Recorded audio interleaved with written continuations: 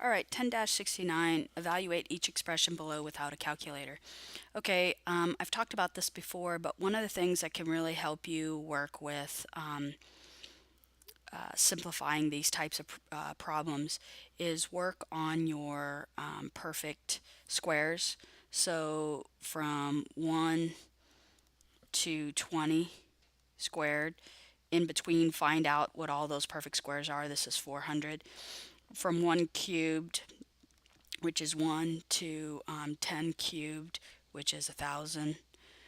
Work on listing out all of those perfect cubes, and then 1 to the fourth, which is 1, and 5 to the fifth, 5 to the fourth, which is going to be 625. And then, let me make sure that's right. 5 to the fifth. No, 5 to the fourth is 625. Okay. And then everything in between, and then 1 to the fifth is 1, and then 5 to the fourth is, or excuse me, 5 to the fifth is 3125. And then just working on these perfect squares, perfect cubes, perfect fourth power, perfect fifth power numbers. The more you practice them, just list them out and write them out. The easier you can recognize these numbers, the easier it is to evaluate expressions without your calculator. So if you're having a hard time, this is something you could do to practice.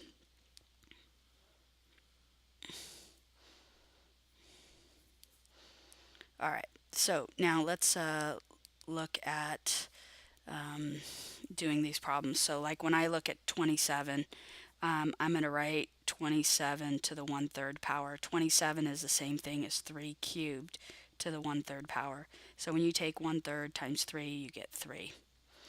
And then for B, this is 16 to the 1/4 power. So 16 can be written as 4 squared to the 1/4 power, or it can be 2 to the 4th power to the 1/4 power. Okay, so when you're looking at a number like 16, we have options here.